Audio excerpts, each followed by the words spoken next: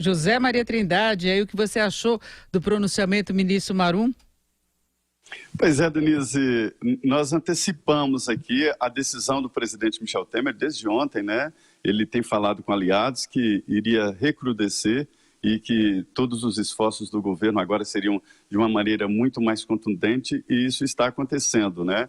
E também esta ação do gabinete de crise de usar todos os meios jurídicos, força policial, para desobstruir. A ordem do governo agora é esta: recrudescer. Denise, já era esperada esta posição do governo de mandar prender e usar as multas para as empresas e caminhoneiros. Olha, Denise, é uma reação muito pesada. Para as empresas, multa de R$100 mil. Para os caminhoneiros, multa de R$10 mil. E isso já autorizado pelo Supremo Tribunal Federal. E isso é muito importante. Houve uma decisão da Justiça autorizando a cobrança das multas de R$100 mil e 10 mil para as empresas e R$10 mil para os caminhoneiros.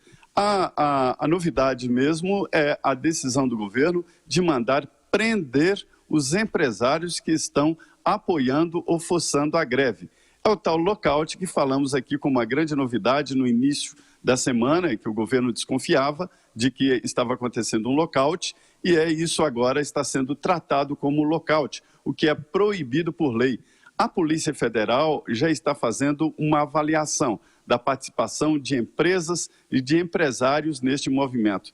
Na verdade, trocando aqui em miúdos, há de tudo nesse movimento. Há sim participação de empresas, mas também muitos caminhões autônomos que dirigem o próprio caminhão estão sim apoiando o movimento. E não se trata mais de um movimento apenas de caminhoneiro, mas também de outros grupos que estão apoiando. Além de mandar prender e multar, o governo vai contratar motoristas, o que é uma grande novidade, né? Para dirigir os caminhões que estão obstruindo as entradas das cidades. Um plano estratégico foi montado. Há uma divisão de tarefas no governo em várias, Polícia Federal, Polícia Rodoviária Federal, Força Aérea e também Exército e Marinha, cada uma terá uma participação nesta divisão de tarefas. A prioridade total é levar combustíveis para os aeroportos e também para as áreas de saúde. Então, o governo agora monta, finalmente, depois de uma semana, um plano estratégico para suprir aí a falta de combustíveis nos aeroportos e também nos hospitais, na área de saúde e na área de segurança pública. Os caminhões tanques serão requisitados e dirigidos até por policiais federais. Houve uma convocação da Polícia Federal, toda a Polícia Federal está de sobreaviso e o comunicado interno no sentido de que os que têm carteira especial que podem dirigir inflamáveis terão prioridade, né, nesse plantão da Polícia Federal, e haverá, portanto, um estoque estratégico nas polícias e também para os aeroportos. A Polícia Rodoviária Federal cancelou todas as folgas e está 100% de plantão e pronta para desobstruir os pontos já mapeados pelo governo. Todo o efetivo da Polícia Rodoviária Federal, portanto, nas estradas, e a prioridade agora é desobstruir e acabar com essas concentrações. A reação, Denise, pode ser ainda mais séria e saem desses pontos que não estão obstruindo 100% as estradas e partem para uma obstrução total em outros pontos. Essa é a expectativa, é esta a resposta que alguns caminhoneiros estão passando aqui por esta grande arma do movimento, que é a comunicação através do WhatsApp. Então, finalmente, agora, a gente sabe, terminou a reunião no Palácio do Planalto, finalmente a gente sabe agora que o governo tomou conhecimento da situação em todo o país, definiu um plano estratégico e divisão de tarefas, onde cada polícia terá uma atuação. E essa grande novidade, né, mandar prender os donos de empresas, e a ideia é agir juridicamente, processar os empresários e até interditar empresas que estejam inflando este movimento dos caminhoneiros, que não é mais só de caminhoneiros. Esta é a reação do governo. Mais tarde, no início da noite, haverá uma nova reunião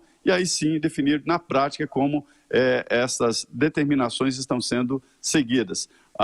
Esse grupo do gabinete de crise segue permanentemente em reunião aqui em Brasília. E Zé Maria, nós vamos acompanhar, claro, toda essa movimentação para ver o resultado que pode ter em termos de garantir o abastecimento. Eu acho que é uma grande preocupação que nós temos aqui no país. Por enquanto, a gente não teve qualquer situação de conflito. Alguns caminhões estão conseguindo transitar com escolta policial. Agora, a informação dos próprios caminhoneiros é que uma pequena parcela teria essa participação dos proprietários de empresas, porque a gente tem uma grande quantidade de caminhoneiros independentes. Inclusive, nós ouvimos alguns aqui nas imediações de São Paulo, eles dizendo que eles estão aguardando, que eles estão parados porque eles não conseguem passar. Eles estavam muito tranquilos, inclusive um grupo aqui na Regis Bittencourt estava tomando café da manhã, todos sentados, instalados lá do lado, já estão há 5 dias parados, não é? Então é ver se o governo vai ter algum efeito por aí, não é? Se agora o serviço de inteligência dele consegue detectar onde há mesmo alguma presença dos empresários, porque aí a greve seria ilegal, não é? E ficaria sujeita à prisão mesmo, né?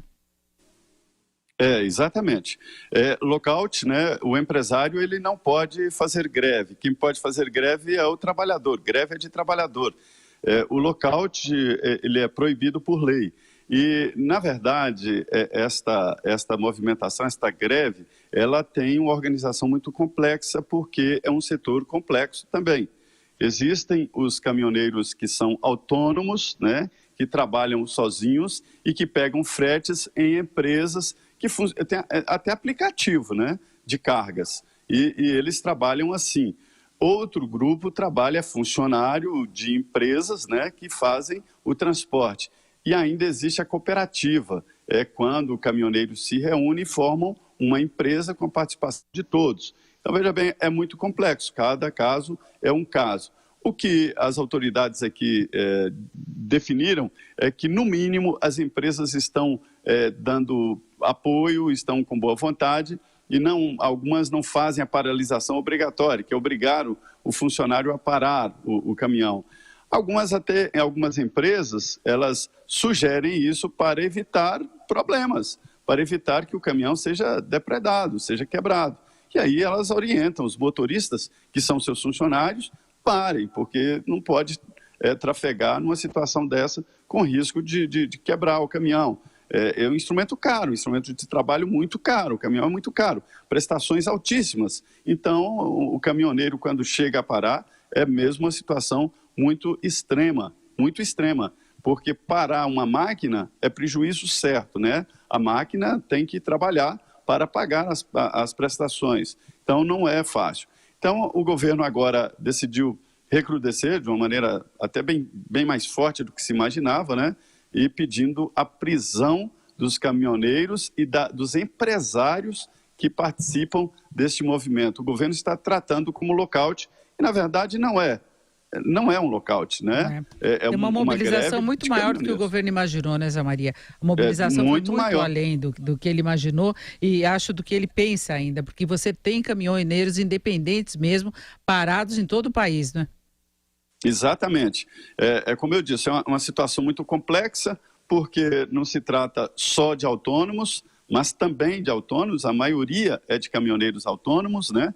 Mas as empresas estão por trás, estão dando apoio, isso no caso dos empregados, né? Que vários caminhões aí funcionam com empregados, com motoristas contratados. E é aí que o governo pretende atuar.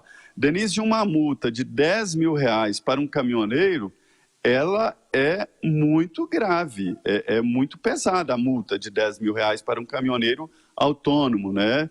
Então, é assim que o governo está fazendo um trabalho até de medo mesmo, de ameaça econômica diante de uma multa tão pesada. Isso exatamente. Principalmente para caminhoneiros que estão parados há vários dias sem receber frete, que já vinham enfrentando problemas anteriormente. Isso pesa no bolso, sem dúvida alguma,